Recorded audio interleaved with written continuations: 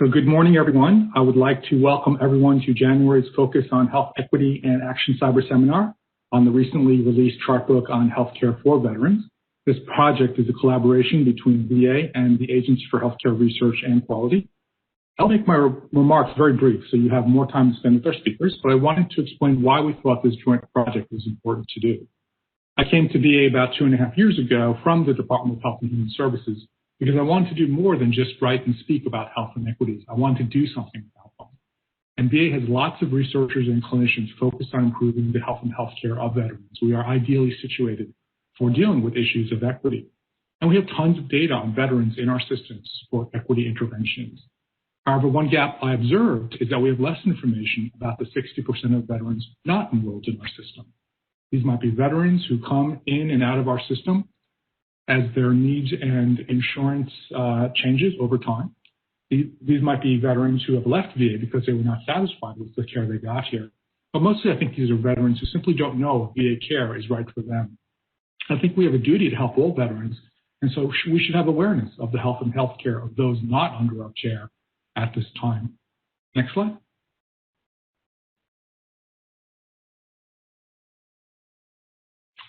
Can I have the next slide?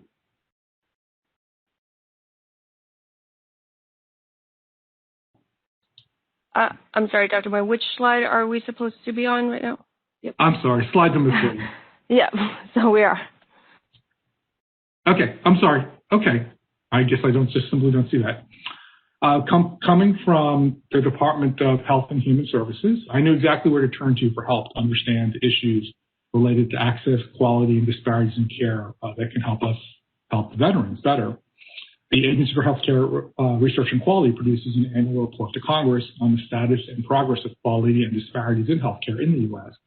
And while they have not focused on veterans in the past, I knew they had the ability to do so.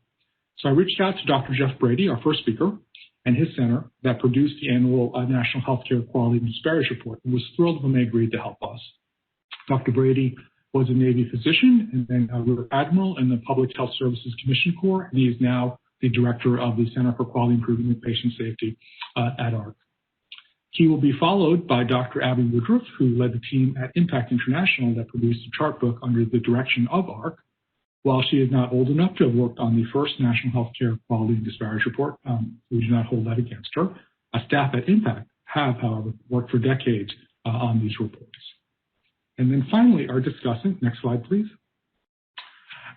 requires a little introduction. You may know that Dr. Carolyn Clancy was the director of AHRQ until VA stole her from us to serve our veterans. She has twice served as executive in charge and is currently the Assistant Undersecretary for Health for Discovery, Education, and Affiliate Networks, more easily stated as the Dean. You may not know that at AHRQ, she was the executive sponsor for the first National Healthcare Disparities Report about 20 years ago.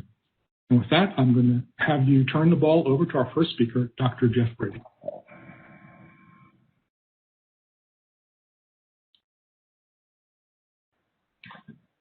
Okay, hello everybody. Can you hear me okay? Yes, we can. Yep.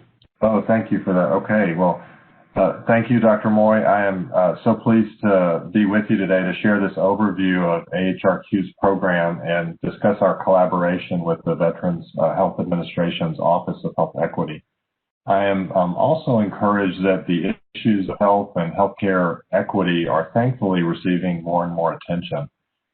This particular seminar is meaningful for me because it offers an opportunity to share the virtual podium with colleagues who've taught me so much about healthcare safety, quality, and equity, and who in fact are responsible for several innovations in this space. I think Dr. Moy in particular is modest in terms of his role. He's really kind of shaped, before he left AHRQ, not only the healthcare quality and disparities report, but also that entire program. So Dr. Moy and Dr. Clancy, I'd like to also acknowledge my AHRQ colleague, Commander Karen Chavez, and her team who collaborated with others, including Dr. Woodroffe, to produce the Chartbook that we'll describe today. Okay, bear with me as I just... Okay, so I'd like to start by describing AHRQ and our role. AHRQ, as hopefully many know, is the lead federal agency that's tasked with health services research and also improving the safety and quality of the nation's healthcare system. We certainly do not do this alone. That's a tall task. So we work with several throughout government and in fact throughout the entire healthcare ecosystem. Several other agencies and organizations such as the VA also carry out explicitly health services research. So we have enjoyed many collaborations such as this with them. Fundamentally, AHRQ's goal and the reason we exist is to improve the lives of patients. So that's essentially the why of our work. Sort of looking upstream, the aim that supports our goal is AHRQ's focus on helping healthcare systems and professionals deliver care that is safe, high quality, and also has value. That is sort of what we do. And finally, various competencies that AHRQ has developed over the years support our aim and ultimately our goal. And these competencies include things like health systems research, experience with practice improvement, actually on the ground improvement at points of care, and also data and analytics that are relevant to healthcare quality. And these competencies represent how we work to support the field and better care. So one example of a program and resources that AHRQ supports is the National Healthcare Quality and Disparities Report.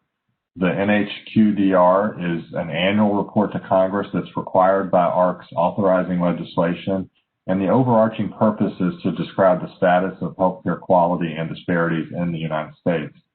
It's produced by a small but mighty team at AHRQ that has the guidance and input of the team's interagency work group, which includes representatives from the VHA Office of Health Equity. And again, we're pleased that Dr. Moy continues to influence the reports through his representation on the interagency work group.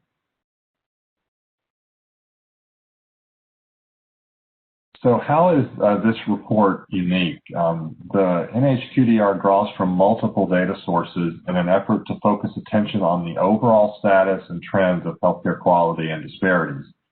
Ambitiously, the report and the team take a very sort of macro perspective on healthcare quality and disparities, and they seek to apply that perspective using available data and information that collectively offers the sort of representative picture of healthcare quality. In addition to this more comprehensive kind of overarching view on the status of and trends of healthcare quality and disparities, the report and its associated products also offer various views and insights that you could consider to be sort of at a meso level. And some examples of those include groupings of measures that address things such as the quality of care in different healthcare settings, so in the hospital, ambulatory care, nursing home, long-term care, et cetera. Another grouping would be the quality of care by conditions, and those include examples of both acute and chronic conditions, again, to sort of be representative on both of those fronts, since, of course, healthcare services both of those needs. And then other examples of the quality of preventive care services. I think many have observed for years, decades, that moving upstream in the disease process and trying to apply more preventive care services is definitely part of healthcare quality. So that's another dimension that again offers one of these sort of mid-level views. And then finally, issues such as access to care are also represented. We seek to provide insights about disparities in care for various populations for each of these same groups of measures. So I think that alignment between the perspectives on healthcare quality and sort of applying that to views on disparities actually is one of the strengths of now a combined report. These reports, this now single report used to actually be two different reports. So I think hopefully the combination that's occurred over the last few years to a single report also represents more integration around this important issue of health equity. And when the various perspectives all come together in the report and the associated products and tools that you can see here on the screen at the bottom, policymakers and other users can hopefully more clearly see gaps and areas that require more attention and kind of support that on the ground work that Dr. Moy referred to in his opening remarks. So the report covers, as I've already described, a broad range of topics across the entire quality continuum. There are more than 250 measures within the measure set that makes up the report. And as is shown on the slide, we organize and define the measures according also to the quality domains of patient safety, patient-centered care, care coordination, effective treatment, healthy living, and affordable care. So these are sort of yet even more kind of groupings of measures that hopefully provide a more insightful view on healthcare overall. And again, this same organization and approach is applied not only to the look on healthcare disparities, but it's what was used in the Chartbook for veterans that you're going to hear more about. So the latest full report was just published in December of 2020, and it's available at the AHRQ website for your review. And this year's annual report features more federal sources and includes a discussion on disparities in U.S. healthcare and the U.S. healthcare workforce. In addition to the report, the team that produces the report also generates state snapshots, and those are really of high interest. Again, as a further drill down, if you will, on the national healthcare quality picture. Obviously, states have a role in healthcare quality and have different activities that are intended to advance healthcare quality. And so providing those state level views often is another set of comparisons that really adds some richness to the report. We also have data spotlights, which focus on select measures in different key topic areas. And then lastly, chart books. Again, that's the focus of today. I want to just mention that the links are included in the slides that hopefully you'll be receiving or have already received. So hopefully this will be easy for you to get to. So one of our most recent collaborations, of course, is what we're talking about today. And again, this couldn't have been a more, I think, productive undertaking with the Office of Health Equity at the VHA. The work originated back in May of 2019, so it took a lot of time and energy between then and now to get us to the point we are today. So thanks to everybody that contributed to that. And since then, you know, the close working relationship we had, I think, is responsible for what you're going to hear more about. This is the first time that the Quality and Disparities Report team has reported on the healthcare quality and access issues for veterans. Obviously an important group within our country. They have a health system that's intended to support, you know, their needs. And so that alignment is something we're excited about, to be able to report at a level that aligns with, in fact, the healthcare system that's designed to care for these important individuals. One of the things I'm really interested in is, you know, that anybody that is interested in doing more on healthcare equity, this is the kind of information that you need. It's often a starting place. We talk about it as hypothesis generating in many cases. You won't find all the answers in the report, but hopefully this is an important pathway to the answers that we know people need to generate in order to improve healthcare quality and disparities. So now I'm going to turn things over to Dr. Abigail Woodroffe. She's the project director and was the lead author on the Chartbook, and she's going to tell you more about the key findings in the report. So bear with me, Dr. Woodroffe. I'm going to pass the ball to you.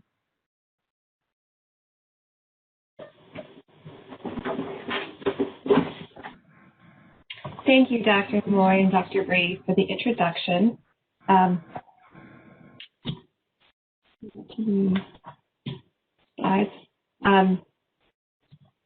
Thanks for giving me the opportunity to share the work that we did on this Chartbook. As we've heard from the previous speakers, the NHQDR, the National Healthcare Quality Disparities Report, is supported by a series of related Chartbooks. In the past, Chartbooks covered topics such as access to care, priority areas for priority populations. And of course, the topic of this presentation is the Veterans Chartbook. As we've heard, it was a collaboration between AHRQ, VHA, and the interagency work group. The VHA's Office of Health Equity was created in 2012, and their goal is to promote the advancement of health equity and reduction of health disparities, where they're defining health equity is defined as the attainment of the highest level of health for all people. And health disparities are health differences that are closely linked with social or economic disadvantage. I'll give a brief overview of veterans. To this audience, as you're likely aware, veterans differ from non-veterans on various demographic and other factors. Some veterans receive health care through VA, and as I'll show on subsequent slides, there are times when the VHA users actually also differ from veterans who do not use VHA. And lastly, evidence suggests that disparities in healthcare access and quality exist between some of these different groups. So between veterans and non-veterans, within the veteran population across different socio-demographic characteristics, and then also within VHA populations. So as I just mentioned, this in the next couple of slides will give a little bit of background on some of the differences between those three populations, between non-veterans, veterans, and then the VHA population. For example, females make up about half of the non-veteran population, but only make up 9% of the veteran population and only 7% of the VHA population. The age distribution is also very different, where veterans and VHA users are on average much older, as we see in the slide.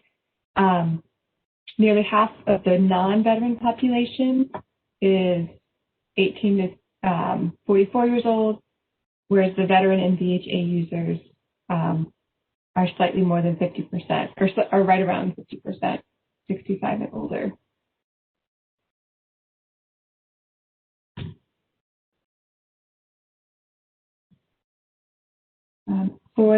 When we're looking at race ethnicity, the non-veteran population is more diverse than the veteran population. Non-veterans more likely to be Black or Asian, other race, multi-race, these other demographic groups.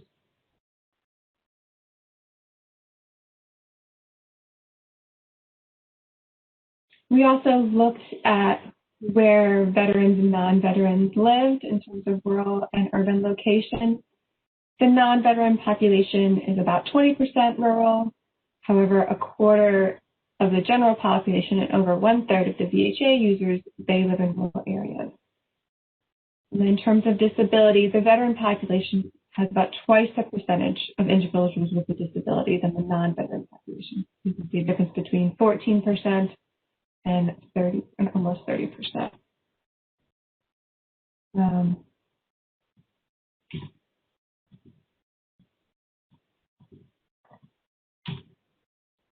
Slides don't move on. Okay. Sorry about that. And the next couple of slides are going to talk about the Chartbook methodology. So as I've just talked about, there are three populations that we were interested in looking at: the veterans, non-veterans, and veterans who use VHA services. Amongst those, we created three contrasts, or three types of comparisons. So contrast one was looking at veterans compared to non-veterans. And as we just showed on the other slides, there's differences in ages and genders between veterans and non-veterans, so we made sure to standardize those two demographic characteristics. Contrast two was just subsetting to veterans, and then within that veteran population, looking at characteristics such as age, gender, race. And then for number three was veterans who use VHA services.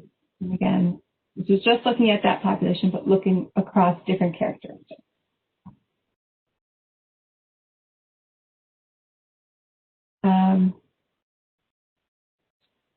And then because we were looking at different populations, we did use some different data sources. We used for contrast one and contrast two, we used the National Healthcare Interview Survey. This is a national survey that provides information about health status, access to care. We also used MEPS, the Medicare Expenditure Panel Survey. And this is actually a subset of the NHS population. In both cases, data were self-reported by the interviewee or by a proxy for the interviewee. And then for contrast 3, this is the one where we just looked at people within the VHA population. We pulled our information from the SHEP, from the Survey of Healthcare Experience in Patients. This is a patient experience survey similar to CAPS. We also, for the larger Chartbook, we also looked at VHA administrative mortality data. It is not presented here, just in the interest of time, but if you'd like to see, they're found in the Chartbook online.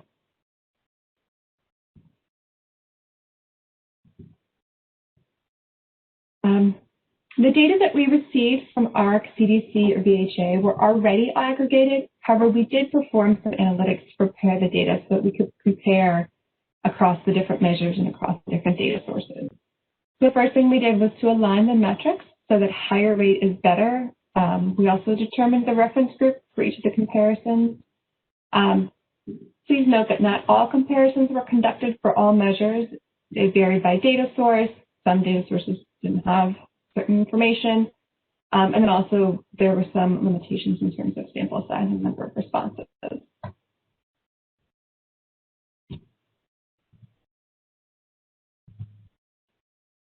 For the analyses, the analytics differed slightly based on data source. The data were separated by age, gender strata, and his data were age-adjusted gender strata, and VA were age, gender adjusted. But regardless of the data we received, we compared the priority group or groups to the reference group for each category. So for example, we had 3 different age categories. We compared middle-aged individuals compared to the reference group, which was the youngest group. And then we also had older senior individuals who were also compared to that youngest reference group. And then we used the NHQDR criteria to define meaningful differences. So we looked at the absolute difference was statistically significant, and we also made sure that the relevant difference was at least 10%.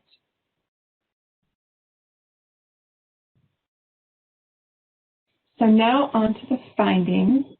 The first part is going to be contrast 1, disparities between veterans and non-veterans. Our findings show that for the 36 veterans we assessed for this contrast, veterans often reported similar care to non-veterans. And so that was of the 24 of the 36 measures, that's what was reported. Veterans also reported worse care for 4 measures and better care for 8 measures. As Dr. Brady showed on one of his slides, NHQDR has priority areas, and so we broke down our findings across those 6 priority areas. And I should have mentioned at the top of the slide that this is a stoplight chart where green indicates that the measures were better for veterans and non-veterans, yellow indicates they were the same, and the red indicates that veterans had worse access or quality of care than non-veterans. So when we looked at the measures by the NHQDR priority area, we see that all 8 of the measures for which veterans reported better care were in healthy living. And I'll show some specific examples in subsequent slides. For the measures where veterans reported worse care, those were in access, effective treatment, and patient safety. Although I do want to note that effective treatment and patient safety, although the entire bars are red, it's only because there was just one measure in each. One was the effective treatment with opioid prescription, and I'll present that in subsequent slides. And then for the patient safety, this was inappropriate prescription medications. So just to break down some of the findings that I showed in the previous slide, these were 4 of the vaccination, or these were the only 4 vaccination measures that we looked at. And you'll note that there are 4 of them that fall into the healthy living one. And so all 4 of them were, the veterans received better quality of care than non-veterans. Actually, across all genders, all female groups, male groups, and across all these 4 vaccinations, veterans were statistically significantly more likely to get a vaccination than were non-veterans.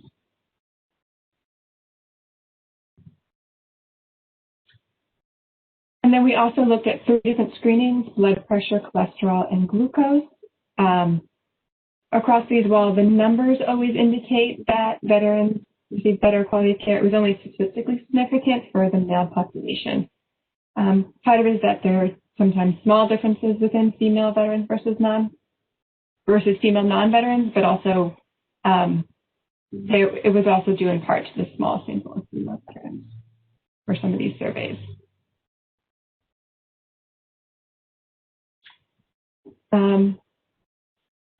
And as I mentioned, there were some access measures where veterans reported worse access to care than veterans. So in this slide, a higher number is actually indicating worse access, and you can see that veterans more often reported that it was difficult to contact their usual source of care during regular business hours over the phone than non-veterans.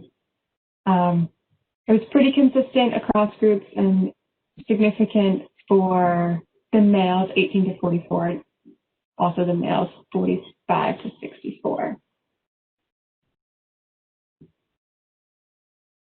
So this was the measure that I promised to talk about, the effective treatment measure related to filling an opioid prescription.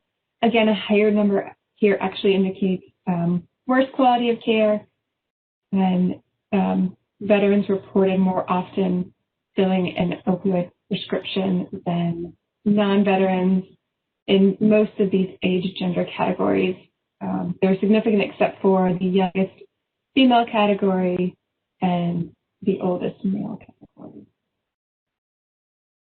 I also didn't show the trend data. It's found in the Chartbook online if you're interested. But we did see that the trend analysis of this measure showed the rates decreasing for all age gender categories except females 45 to 64. And this was a finding that the VA collaborators were interested in and are exploring. So contrast 2 is looking at disparities within the VA population. Again, this is a stoplight chart, and where it shows green indicates better rates for the priority group, yellow is the same rate for the priority group, and red is worse rates for the priority group. As you can see from the slide, we saw a number of disparities by age, but fewer by gender and race ethnicity. And then this is looking across some of the other characteristics, including location, disability, education, income, and insurance. For this, we saw most disparities by disability status, but fewer for some of the other comparisons. So again, to break down some of these individual measures, to give you an idea of what you can see on the Chartbook that's online, we compared the rate at which veterans reported having a usual primary care provider. And we noted that middle-aged and older veterans were significantly more likely to have a PCP than younger veterans, but we did not see differences across gender or race ethnicity.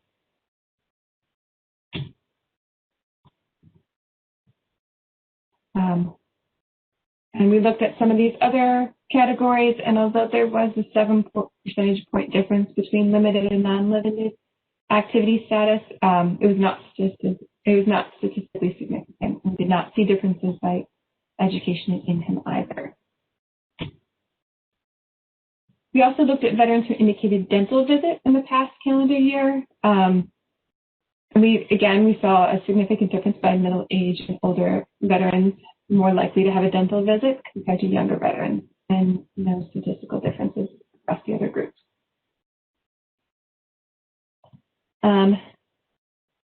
In this one, the difference between limited and non-limited activity status was statistically significant. So we saw that veterans with limited activity level were less likely to have a dental visit, as were veterans with a high school degree or less, and veterans with low income.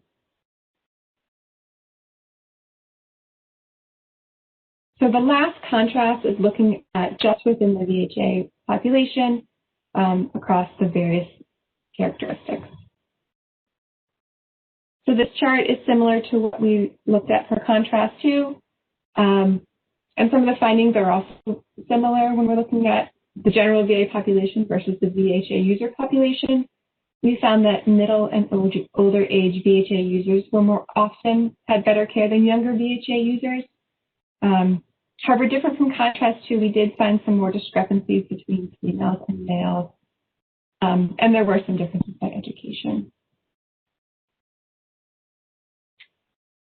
So there were only limited differences across race ethnicity for VHA users when we looked across all measures. I won't get into it much in this presentation in interest of time, but as I keep saying, I'll direct you, there's more information in the online Chartbook. When we broke this down and we looked at access versus quality measures, we did find that access measures, that minorities were more likely to report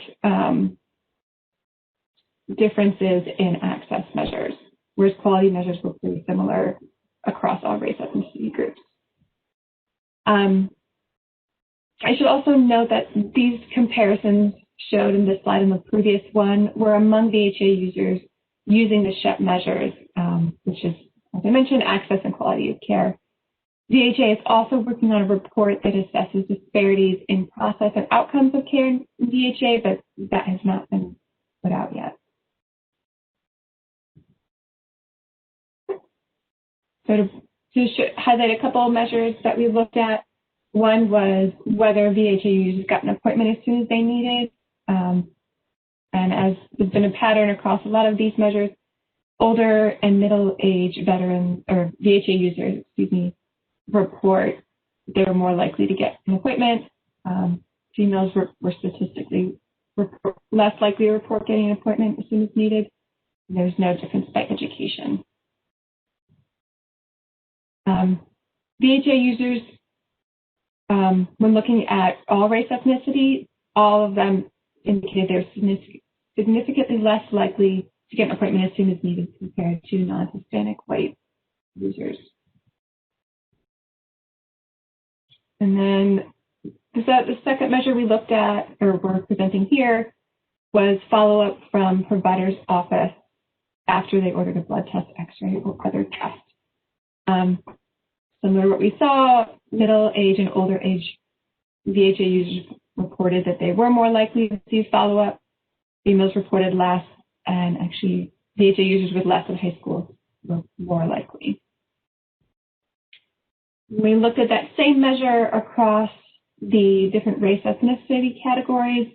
4 of the 6 priority categories reported that they were significantly less likely than non-Hispanic white VHA users. So Hispanic, non-Hispanic, American Indian, Alaska Native, non-Hispanic Asian, and non-Hispanic Native, Hawaiian, or other Pacific Islander are all statistically significantly lower than non-Hispanic white. Just want a couple more slides just to summarize our findings across the entire Chartbook. I couldn't present all of them here, but the key findings include that in contrast 1, veterans reported better care for 22% of measures, similar care for 67% of measures, and worse care for 11% of measures. For better care, these are generally related to vaccinations and health screenings and all these preventative measures, whereas the worst care was related to access or to prescribed medication.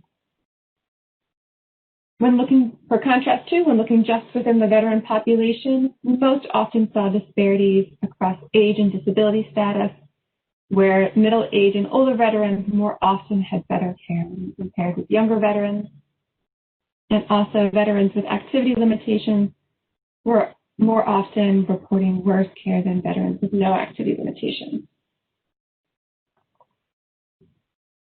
And then for contrast 3, looking at just VHA users, we again saw differences in age and gender categories, where older VHA users and male VHA users reported better access to and quality of care. And then, as I mentioned earlier, when we're looking just at access measures, we saw disparities occurring frequently within racial ethnic categories, but not when we look at quality of care measures. And that is the end of this presentation. So I will turn it to Dr. Clancy to provide a wrap up.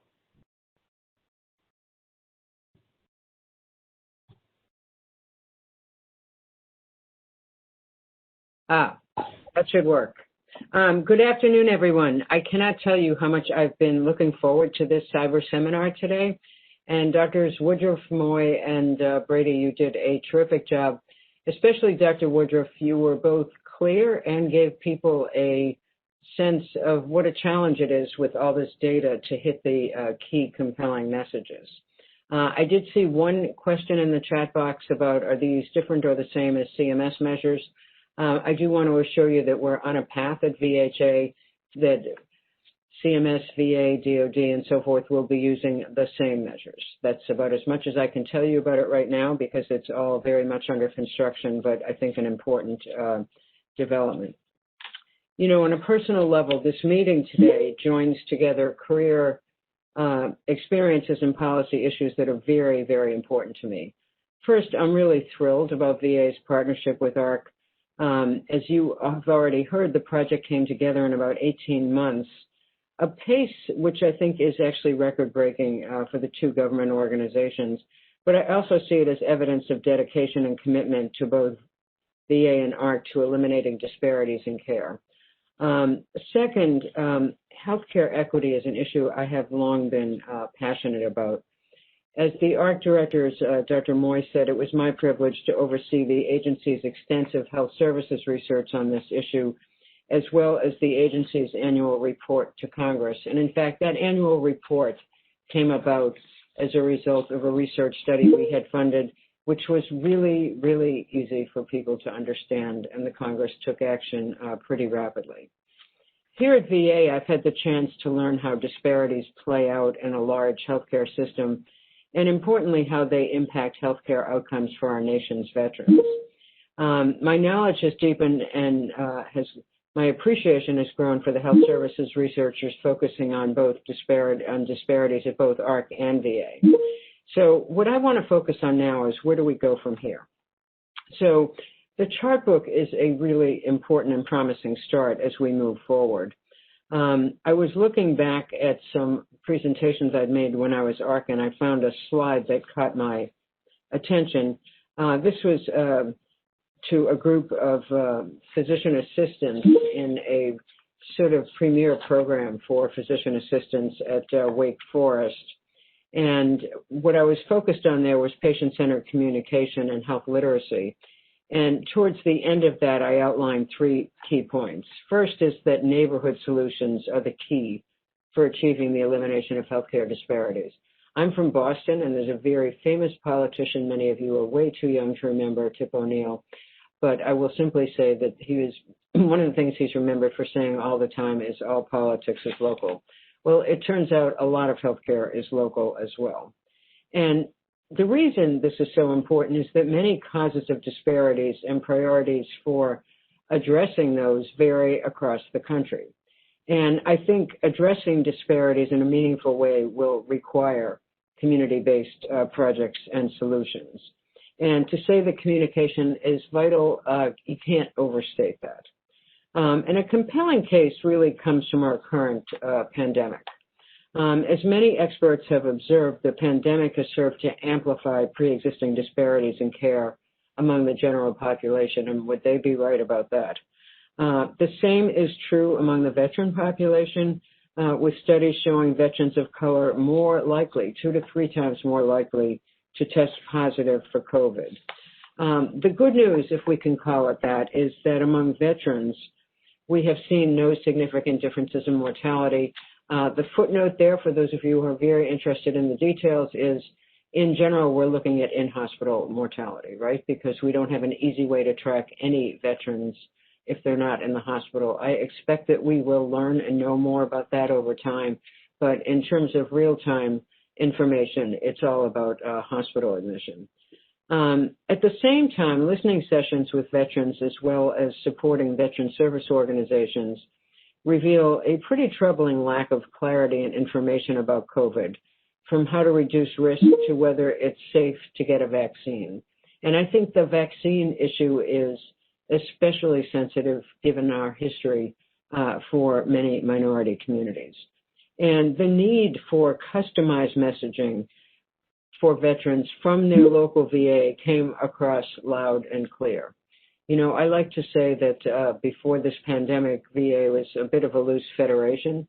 So if you asked any employees, do you work for VA, they'd look at you kind of funny and say, well, I work for the DC VA, or I work for the Pittsburgh VA, you know, because everyone was different. The pandemic has forced us to act more like a system for many, many issues. But at the same time, for disparities, it's still very, very important to have that local lens. So the conversation that Dr. Moy and I have a lot is, okay, we've got this great data, and at a system level, we do pretty well. That's good news. We see some disparities overall, but in general, less than the private sector. So we can, you know, stretch our arms to pat ourselves on the back. But the question is, how do you get better than that? And what's the mechanism to do that? And we've had conversations about, you know, having champions at every facility and what does that look like and so forth. But a lot of that has crystallized around an idea called an equity-guided improvement strategy. That is to say, to identify specific groups of veterans at individual facilities where equitable outcomes are falling short. We know that at every one of our facilities, we have people tracking data on quality. But if we could also combine that by stratifying for racial and ethnic background, we could actually help understand whether underperformance in a given facility for a particular metric is evenly distributed across the patient population, or whether underperformance is largely attributable to care received by specific groups. If that sounded complicated, I will just say that getting to this is not so easy. But I think very, very important. We've got the data, and I'm pretty optimistic that this strategy, this equity-guided improvement strategy, will be moving forward as we transition to a new administration. At VA, we began the foundation for incorporating equity into quality improvement work prior to the pandemic and have continued our work throughout these past several months. And I look forward to sharing more with you about it as this unfolds. So let me just conclude by thanking the presenters again. The Chartbook marks another important milestone towards achieving healthcare equity and the beginning of what I think will be an ongoing strong collaboration between VA and AHRQ. For those of you who are data geeks, let me also say that a byproduct of this is that we will know more for many, many kinds of studies about veterans. And that's important because until not too long ago, the National Health Interview Survey, which is this huge survey from which others with more depth are drawn from the same sample, how they identified veterans was with a single question, have you ever served? Now, first of all, the question served might be prone to being misunderstood by people. All of us know from the veterans we serve that, in fact, which branch of the service you were in matters a lot, and as well as some other features. So now there will be better data for all kinds of research and improvement efforts. So my congratulations and immense appreciation to the many VA and AHRQ staff who worked hard to make this happen. Thank you, and stay safe. Interested in questions?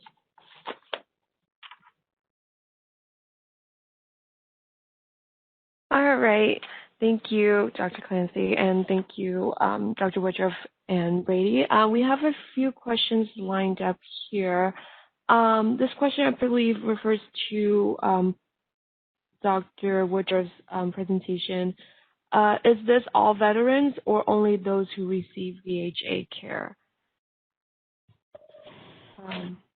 Hi. So it depended on the contrast. For contrast 2, that is looking at all veterans.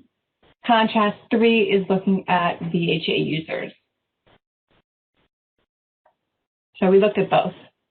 All right, thank you. And the next question is, I think also pointed towards that. Why were those limited to just one sub-measure each?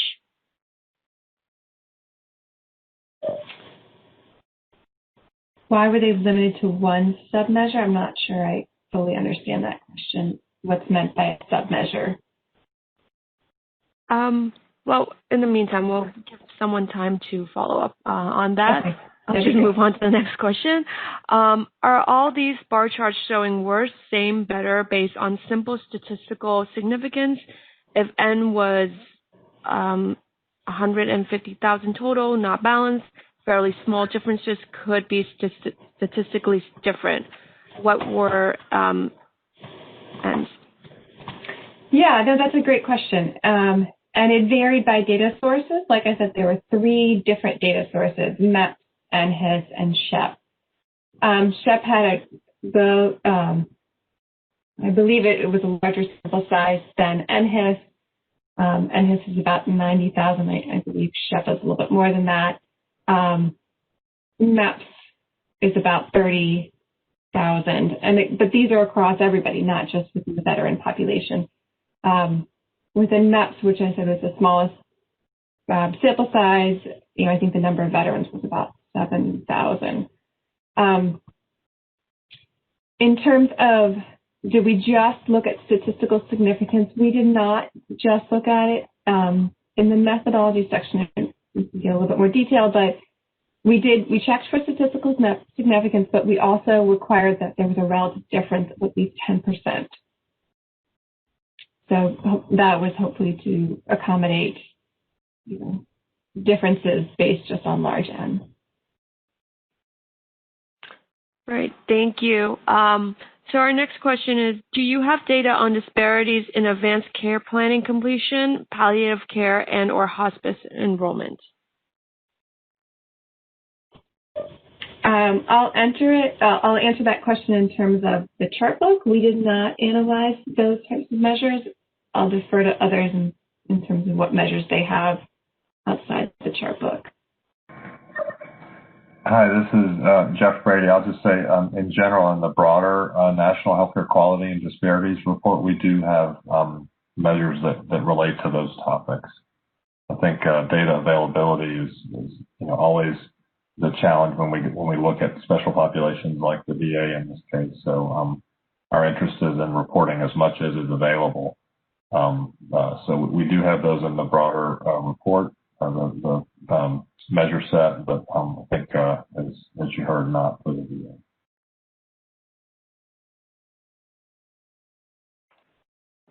Thank you. What is being done to lessen care of male and female vets, like availability products that are geared to the female body versus male?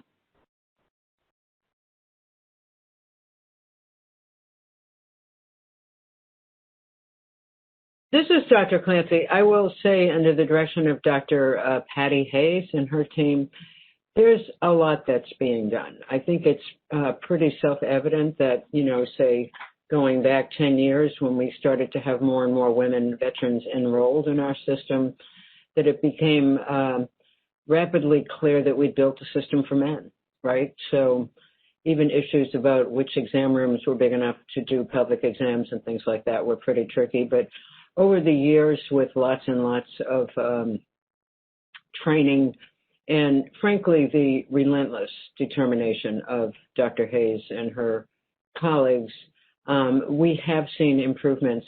I don't know if the questioner had something specific in mind about differences in equipment.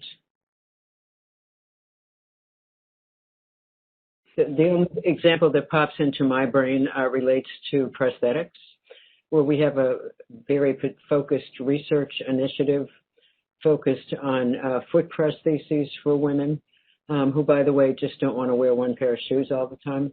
So you could, as a result of some of these investments, women can actually use different shoes, which, frankly, is of great appeal to some people. But I don't know if that's actually what the person asking the question had in mind. Thank you. Are there measures on cancer care? We did include in the chart book, there was mortality measures, and so there's a couple of measures, mortality measures looking at cancer. We looked, if I remember correctly, we looked at prostate cancer, breast cancer, and lung cancer. I will say, this is Dr. Clancy again, within VA, there's a very happy news about prostate cancer, where we see no differences in mortality between Black and white veterans. We've got a huge effort going on now in precision oncology to try to offer, cutting edge treatments based on biomarkers and genetic and tumor markers and so forth. And there's a very strong focus on disparities or not having disparities from the outset, right? Both with respect to racial and ethnic background and very importantly to where the veterans live, right? Because we have a lot of veterans in rural areas. This is Ernest. You can correct me if I'm wrong, Abby, but didn't we include cancer screening measures in the report? Good news with cancer screening as well. So we tend to have very high rates in the VA system. For instance, the baseline colorectal cancer screening rate is over 80%, which I think is far higher than what's typically observed in the private sector.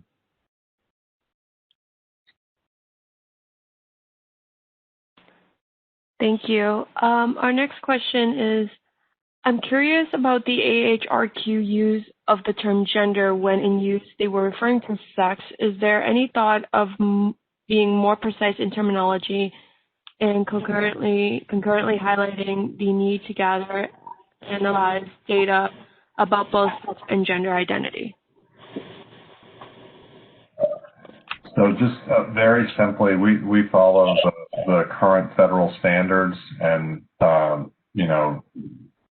partly that's a practical reason because it depends on how data is collected. But of course, as a federal agency, we also follow the federal standards. So I think we're certainly aware of these issues that are quite important and still evolving, of course. So the bottom line is our report and the team stands ready to integrate and include data that adds any helpful information to our assessment of disparities. And I think my prediction is that will be one to watch, and hopefully we'll see increasing ability to add more helpful information to that changing picture in terms of how we assess gender and, most importantly, for our case, healthcare quality and healthcare disparities issues related to evolving nature of gender. Yeah, and this is Dr. Clancy, just to add on to that. It turns out that assessing identity for the purposes of surveys was a little more complicated than people had in mind, but I'm pretty confident that we will, as a country, get there. Very, very strong interest in VA in doing just that. And I will also note and just want to pay a compliment to AHRQ because I never had a chance when I used it a couple of years ago. They actually did some case studies that they posted online about the potential safety issues and, very negative impacts on patient experience when providers did not respect patients' preferred identity, used the wrong name and so forth.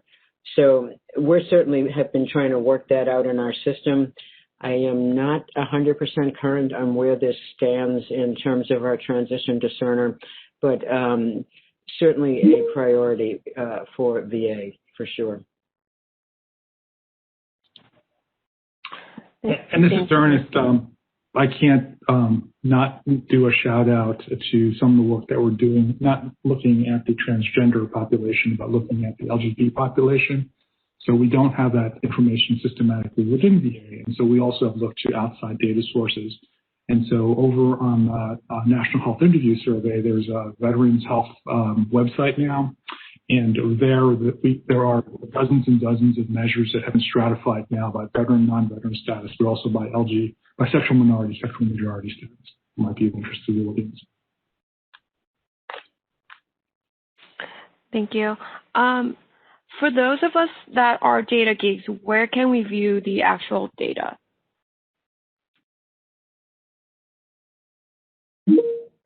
So, Whitney, I'll ask Dr. Woodroffe to correct me if I'm wrong, but I think the slides that we shared have links to the AHRQ website. I think there's also a place on the VA website for the Chartbook.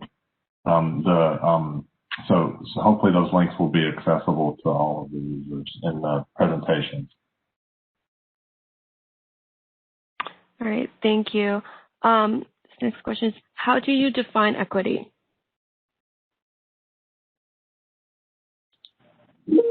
That sounds like that's a question for me. This is Ernest, the Director of the Office of Health Equity.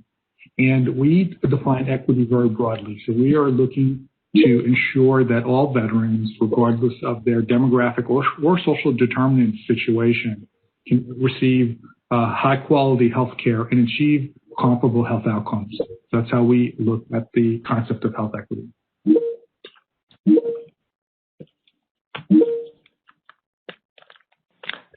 Thank you, Dr. Moy. This one is a comment and a question. Is the work the VA has done to reduce homelessness has been outstanding. Is the VA integrating with homeless management information systems to improve population health efforts?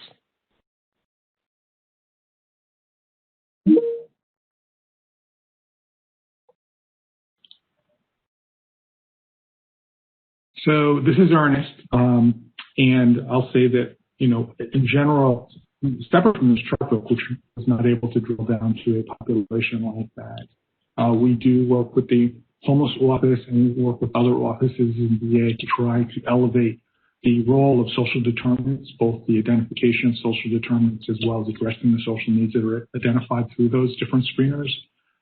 So we have a big initiative to go beyond homelessness and food insecurity in Vision 1, for instance, where veterans are screened for a broad range of social determinants and provided with information and referrals to social work to help with other kinds of social determinants that are identified.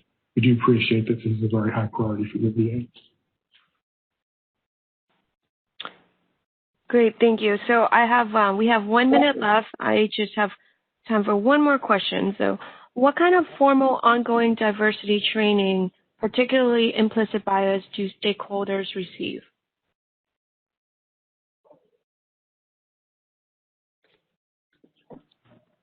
So this is Dr. Clancy. That has been a sensitive topic for a while. In fact, at this moment in time, there is actually an executive order that says this kind of training cannot be mandated or required. I would say there is very, very strong interest. So at an executive level for all of VHA, we are very actively exploring not only what is possible, but how can we clearly communicate that? I expect that situation will evolve over time, as in the next few weeks, but that's where we are right now.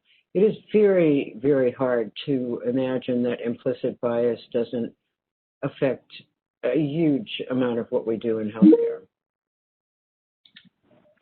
I can just add very, very briefly that more broadly outside the VA, we actually summarize some work that is in conjunction with graduate medical education. I think that the Office for Civil Rights and the Department of Health and Human Services has supported. So that's in the broader National Healthcare Quality Report. So I think there, is as part of kind of a national discussion, if you will, and national action, there are, various initiatives that are sort of trying to shed more light and add practical training, to help improve the situation.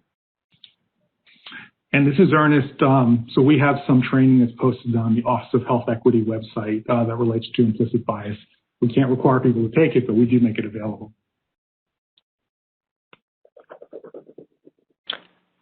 Thank you. So we are just right after the end of the hour. Drs. Moy, Clancy, Woodroffe, and Brady, do you guys have any closing comments? I would just say thank you for joining us today, and stay tuned. We're building a movement here. So. Echo that. Thanks. Thank you. Yeah, thank you. And we're always looking for partners. So if you have an interest in equity, please track us down.